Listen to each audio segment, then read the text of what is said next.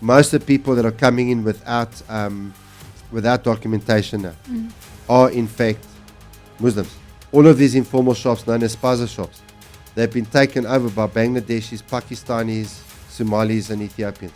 Someone in the community has died as a result of that shop. If the Muslims take over, as a Christian, you will not have the freedom to preach. As a Christian, you will be poor. Go and study what happens to Christians in countries that operate under Sharia law. This is the Political Show. Hey, and welcome to the Political Show right here on Active FM, where radio has never been better. I'm your girl Cynthia, but you can call me Gigs, and with me in studio we have Gavin Ensslin. Pastor Gavin Ensslin, right here on the Political Show, where Christ politics is Hot politics. Hot politics. And this week's Hot Politics, we're doing a bit of a deep dive into a very interesting situation. It's something that I personally didn't even know had happened. I probably did see it in the news in 2023, but didn't pay much attention to it. And it's something that has recently been brought to the light again. And we're just going to be doing a deep dive on this. And that is the murder of Lieutenant Colonel Frans Matipa. He was a senior Hawks investigator, and he was killed on the 6th of August 2023. Pastor Gav, do you want to give a more brief explanation? There was actually a BBC documentary about him.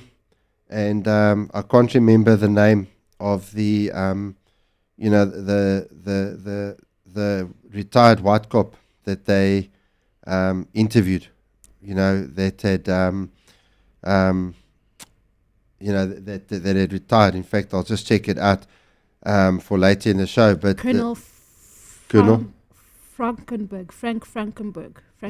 Okay, Colonel Frankenberg. Yeah, Frank Frankenberg, or he's probably Afrikaans, so Frankenberg. So there was someone, and we'll go into the details later. From that was an immigrant. Shucks, I can't remember. Is he Somalian? Yes, Somalian. No, Ethiopian. Sorry, he's Ethiopian. And his documentation and things that actually expired, and so he'd been ordered to be deported because he was responsible for killing people and stuff like that, and he was an ISIS operative operating in South Africa, out of mosques with weapons and all sorts of stuff like that. And this retired colonel had spoken of the fact that they had requested that he be deported, and he was told that it happened until they got information that he'd been seen in Johannesburg, this guy. And when they went and investigated, the guy was taken out through passport control and then led back in through another door that is used by internal staff and that, with a member of the Department of Home Affairs. So this guy was personally ushered in, through the Department of Home Affairs. And one of the things we've been discussing with our March and Marching for a long time now, which I've noticed that Jacinta has Ngobesi Zuma, the lady with March and March, the leader of March and March, she has started talking recently, and she's picked up on the fact that South Africa has a big Muslim problem. And we're going to talk about this today, and this whole issue around Frans Matipa and the ISIS guy and all of this sort of stuff raises some big questions about the fact that Islam is aiming to take over South Africa. And the fact of the matter is, they have said so outright. Muslims have been saying this for a long time, and South Africa is one of the primary targets for the entire Islamic world, and that is to turn South Africa into a Muslim country. And they can't do it by the people here. So what they want to do is import Muslims. And this is what's going on at the moment. And we're going to look at what happened here. It's an assassination of a cop and ISIS and all of these things. And that's what we're going to talk about. That is what we're going to speak about. It's going to be an amazing conversation, as always, right here on the Political Show, where Christ politics is Hot politics. Hot politics.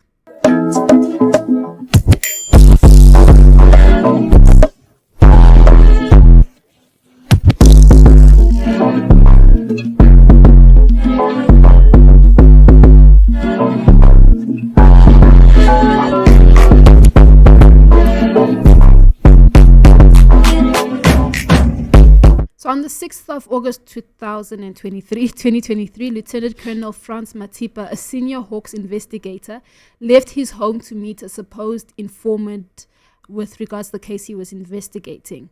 And when they looked into the murder, the informant never arrived to the place that they were supposed to meet, and a black BMW had allegedly followed him onto the N1 from the meeting point and near the Hammanskraal area, which is in Pretoria side, Tshwane. Yes. Hammanskraal is in Tshwane. Well, it's just north of Tshwane, north of Pretoria. Just north of Pretoria. And the BMW allegedly drove alongside Matipa's vehicle, and someone fired about two accurate shots which struck him in the head. Obviously, because he was unconscious, his vehicle left the road and crashed. And when the police did investigation with regards to this, there was no apparent robbery motive. Now, why is this such a big thing? This is all because of the investigation, or what Matipa had been investigating. And he was investigating the disappearance of Abdullah Hussein Abidiga. And he was a US-sanctioned alleged ISIS financier. And he disappeared alongside with his bodyguard at the Mall of Africa. But it even goes deeper, because he was not necessarily, according to reports and stuff, that he was not supposed to be in South Africa. So he had been apprehended in the DRC, and the colonel who was investigating his case before Matipa took over had mentioned that he was told, and it was confirmed to him that Abidiga was not going to be allowed back into South Africa because his passport had expired and all of those things, and that he was going to be deported back to Ethiopia. However, a few days later, after that confirmation, he was spotted at OR Tambo, and then when he did his investigations, you see that he arrived with two other people, and it was only those two people's passports that were stamped at the airport, and he had entered through the normal entry way that the military or special forces usually enter through at the airport. And through those CCTV footage, that's where he spotted Abidiga in South Africa. Abidiga was then also spotted in Mall of Africa, and that is where he disappeared. And when special forces, it basically shows that special forces personnel and military linked vehicles were present at Mall of Africa at the same time that Abidiga was there with his bodyguard. And the CCTV vehicle movements and tracking data placed the military linked vehicles around the disappearance, and the military say that its personnel were conducting a training exercise on that day in Mall of Africa. So they just saying, basically what the military is saying is that it was a coincidence that the military personnel were at Mall of Africa on the same day of Abidiga's disappearance. But here's the thing, Abidiga and his bodyguard were never found. No bodies were found. In fact, in the CCTV footage, you actually see Abidiga's vehicle leaving the mall hours after Abidiga had basically paid for his ticket to leave the mall. And a former Hawks counter-terrorism chief also alleged that Abidiga was secretly brought back into South Africa despite being deported, which is what I said. So now the question, who was behind it? As obviously this happened in 2023, and recently it's been brought back to light. Pastor Gav, do you want to give a bit more of light in terms of the case being brought back to light and your thoughts on the entire situation? So first of all, the question is, why is a Home Affairs official bringing this guy, what's his name, Abidiga, back Abidiga. into South Africa like that? I don't care what sort of covert operations you've got going on. All right. How can you just say, no, we've got these covert operations, and now, we just bring these guys back and we flout the law. And then we know, I mean, there've been plane loads with Palestinians that have come into South Africa, and I don't believe that one flight, remember, that blew up a few months ago, Yeah.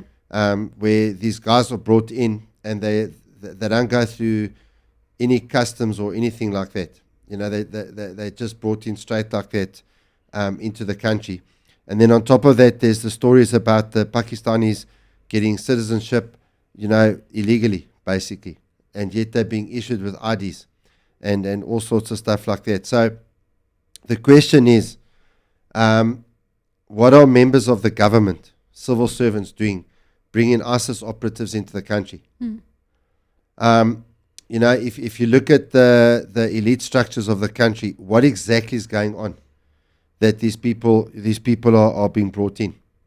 And then already I was showing you gigs now that article, you know, from IOL, which is talking about you know, complaining that the whole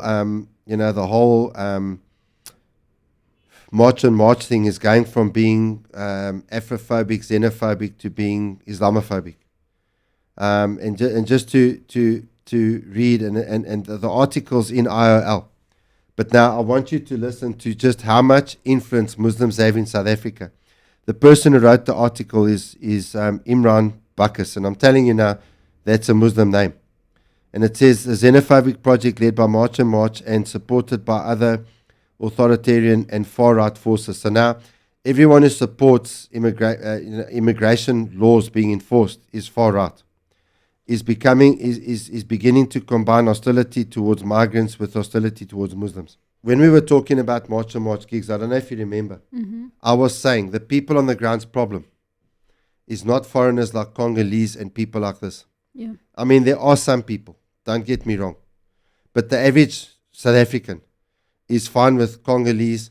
Even the Nigerians are not criminals, you know, and Nigerians have for a long time had the worst reputation in South Africa. And I want, if anyone watches from Nigeria, your reputation in this country is shot because drug dealings and all sorts of stuff that your people you have been involved in is unbelievable. There are also some Nigerian pastors, and by the way, those Nigerian pastors are well loved by the average South African. Okay, I'm talking about the good pastors, the good guys. But the reality is that we've got Somalians, Ethiopians, Pakistanis, Bangladeshis that have taken over the small informal shops, which in South Africa are known as spaza shops. And we've been talking about this for a while. And so this guy saying that now the Muslims are being blamed. And it says, this is what it says in the article. The language has shifted from claims about migrants taking jobs and places in schools and hospitals to warnings about a Muslim takeover, Muslim dominance, and an Islamic invasion, and the introduction of Sharia law.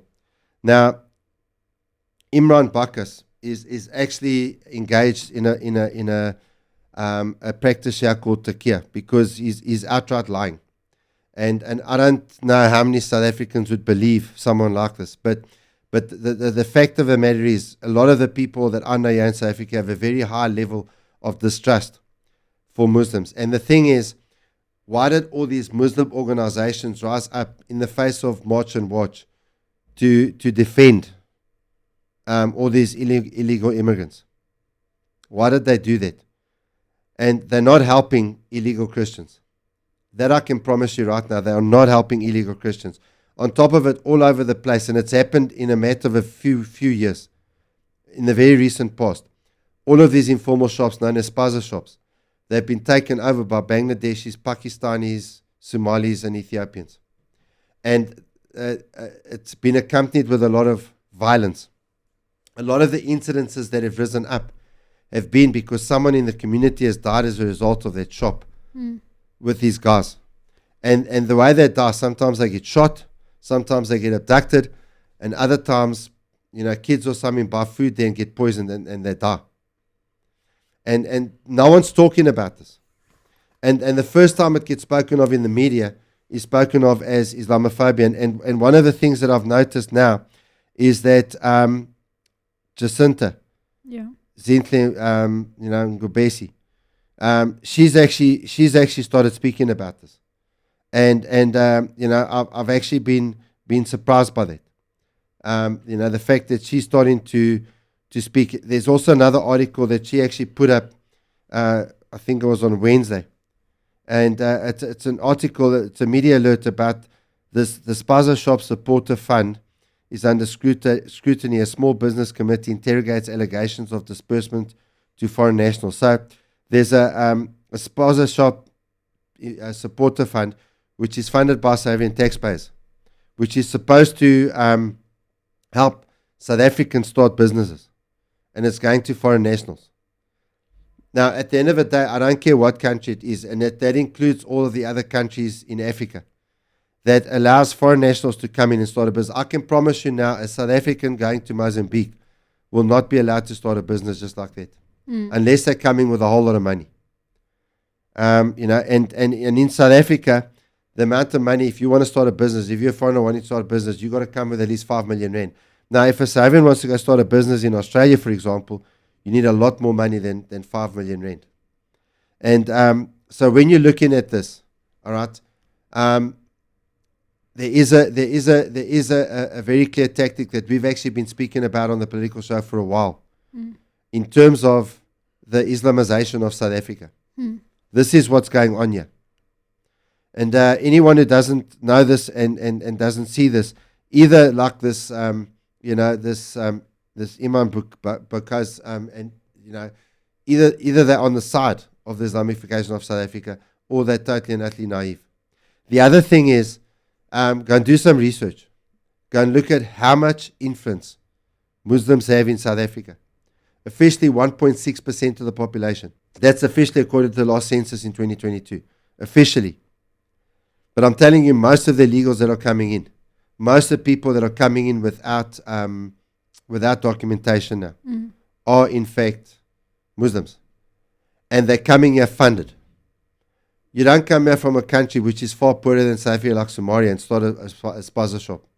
You don't come here from Pakistan, where a lot of the people are far poorer than South Africans, and start a spaza shop. Yeah. There's also incidents happening in places like Diepkloof in Soweto, where, for example, there are actually fights taking place between the local residents and foreigners. And there was actually something that happened now, in this past week, it came about Saturday or Sunday, and it was a post by a lady by the name of Beauty Nayandeni, where she says, the war is spiritual. When I was a few steps away from the second house where we were supposed to do our second operation in Diepkloof Zone 4, I got a message from God. God said war is brewing. A few seconds after I received the message, Somalis started fighting South Africans. It got physical, but our men fought hard even though they were outnumbered. The community, including women, fought. May the good Lord give us the strength and protection as we continue to fight for our country. Now, this is in Diepkloof, Zone 4. Yeah. Okay, Diepkloof Zone 4 is not very far from here. And it says, this is the reality if the municipality is not taking charge in their communities. We are on our own. Just listen to people when they say we are poor. So these Somalis are coming here insulting the South Africans, saying that you're poor. And the question we must ask ourselves is why they are fighting us, but want the economy of the poor. Wake up, South Africa. And these guys are arrogant and they're brazen. And the reason why is they're fighting a bigger cause, and it is a spiritual war. Yeah. Guys, you're in a spiritual war. And anyone that says different, I'm challenging you to go. You can come into Boyson's Reserve and Overton. The spaza shops have all been taken over by Muslim foreign nationals. And it's specific. And they're funded by South African Muslims in many cases, and international organizations. In South Africa, we've got foreign governments that are currently building mosques. And guess what? If you have a church, if you want to build a church building, or you want to zone a building as a church, you have to be able to provide parking. And what it says is you have to be able to provide 40 parking spaces for every 100 seats you got in the church. These mosques are being built, and I promise you now, they are not following those regulations. So there's massive discrimination happening against the church. But the mosques are just flouting the building regulations and building things anyway. And I promise you now, if a church just goes up, like there's one now by the Glen Shopping Centre. I don't know if you've seen that one that's being built. A church. A mosque. A mosque, no, the mosque, yes. Okay, and there's no parking there. Nothing. And yet it's being allowed to go forward. And police cars are riding past there, city officials are riding past there. No one is doing anything. South Africans, your leaders are in the pockets of the Muslims. I'm telling you that right now. I think I share the same concern here to say that if you're on the ground in South Africa, you've seen the increase in terms of Muslim activity, the building of the mosques, the schools even, in some of the weirdest places, you're seeing all of these schools that are opening up and I'm speaking more specifically for the community that I'm in here, where there were some schools, what are they called again? The schools. Masjid or something. Yes. You did see a few of them, but they were mostly in the areas where there were more Muslims and stuff like that. But now you're actually seeing them all over the place. In fact, not too far from here, there's one right across from the McDonald's. Did you know that? Yes. Right across from the McDonald's. I wouldn't say it's not even 2 kilometers, maybe about 2 to 3 kilometers away from here. There's one that just opened up randomly on a random Tuesday. Well, it wasn't random, but if you get what I'm saying. Now and there used to be a pastor with a church there. Yes. Now, from what I understand, and I stand to be corrected, but this is what I've heard. I haven't confirmed it for myself. Yeah. There was a pastor there running his church, but Muslims bought the building. They kicked the church out, and now it's a mosque. Yeah. So where do they get the money to buy all these buildings? Yes. This got me thinking, this whole situation actually got me thinking back to about 2020. If you remember correctly, there was this whole investigation that happened with regards possible training camps in the KZN.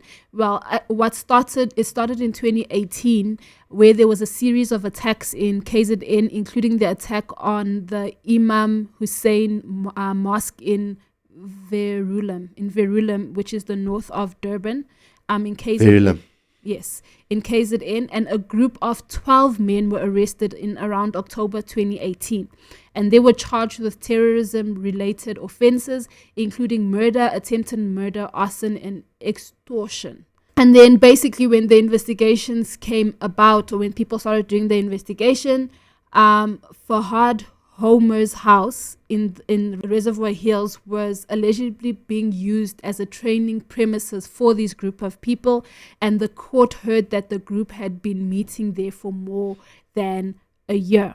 And then in about July 2020, the case against the 12 people, and this is what raised even more red flags when I was looking back at this to prepare for the show, was that the case against these 12 individuals was just struck off the roll. So meaning that the investigation stopped, and this is already in 2020. And this received a lot of attention because they described this group of suspects being linked to ISIS. Okay, and then in Johannesburg South as well, around July 2020, the police raided a small holding in Kliprivier, which is here in the south of Joburg, and there were 5 foreign nationals who were arrested in connection with a suspected ISIS cell, and reports say that investigators found an ISIS flag and material linked to terrorist activity, and some of those suspects were allegedly connected to the KZN case, the same KZN case that was struck off the roll in July 2020. And now 6 years later, we're dealing with a situation, or not 6 years, 3 years later, because this was in 2023, that the disappearance, no, 2022, December 2022, where the disappearance of this Abediga guy happened. But Abdullah Abediga was basically, so they say what the military or the special forces are saying is that Abedillah was basically like an informant for them, an asset for them, a military asset for them, and that's why he was brought back into South Africa and stuff. But this man is linked to ISIS. So this brings raising concern in terms of there's a lot of Muslim activity happening in South Africa, and people are writing articles where they're saying it's Islamophobia and stuff like that. But when you look at, for instance, the UK, and you see how the Islam has infiltrated UK, how there's all these killings that are happening on the ground, and a lot of the murders that are happening are Muslim people that are killing. All these mass killings and stuff are being carried out by Islam. And the people in South Africa, the people on the ground, are actually concerned to say that, hey guys, there's something happening here. And the government, I mean, this whole case goes deep into the military, into the Department of Home Affairs. And now there's a man who's killed because the High Court basically went against the challenge that the military gave to say, can we stop the investigations and stuff like that? And the High Court ruled against it. And now a man died because he was doing the investigation and probably coming up with some very serious allegations and stuff like that. So we should be as South Africans, as even non-South Africans that are in South Africa legally, should be concerned of the raising influx of Muslim nationals in South Africa. Those are my final thoughts, my little bit that I have. Pascal, what are your final thoughts? One of the things you need to realize right now, just an example, in Iran. So obviously there was the demonstrations that broke out early in the year, and then there's a whole thing going on between Iran and the US. Trump saying that he's going to end the place, and the negotiations are over, and then 2 days later they're negotiating, and all of this sort of stuff. So all of this merry-go-round is going on the whole time, and now there's a blockade. And then I keep seeing these guys saying, Iran is finished, and they're finished for a long time. You know what I'm saying? But what no one's talking about is what the RGC is actually doing to Christians, because they see them obviously as traitors to the Islamic Revolution and all of this sort of stuff, especially now with the Americans attacking. So, looking at South Africa, if the Muslims take over, as a Christian, you will not have the freedom to preach. As a Christian, you will be poor. Go and study what happens to Christians in countries that operate under Sharia law. And it's incumbent upon you to do something about this while you have the power to do so. Otherwise, all you've got left is your faith when it gets, beyond what you're able to do. But what I'm also saying is that this is why it's so important that you get out there and preach the gospel.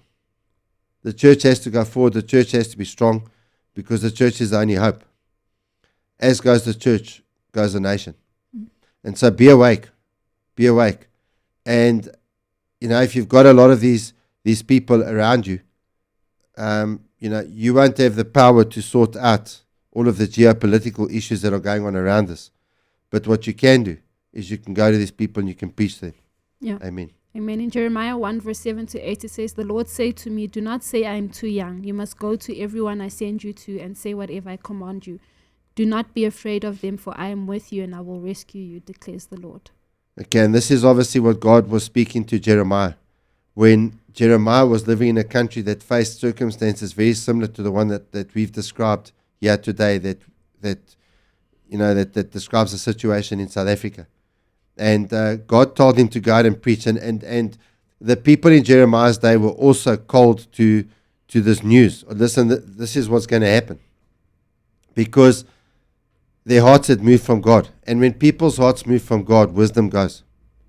And when people have no wisdom, then at the end of the day, they do things that are going to hurt them, and they do things that are foolish. And this is what we see with the apathy of Christians. And I want to encourage you to go out and preach the gospel and start finding a real faith. Start asking God to move you in a powerful way to the point where you actually start believing the promises in the Bible. I believe there are tremendous challenges, but there's an opportunity for a huge revival that beckons and awaits us all. This has been an amazing conversation. Let us know your thoughts in the comments below. I'm your girl Cynthia, but you know you can call me Gix. And with me in studio we've had Gavin Instant. Pastor Gavin Instant right here on The Political Show, where Christ Politics is Hot politics. Hot Politics.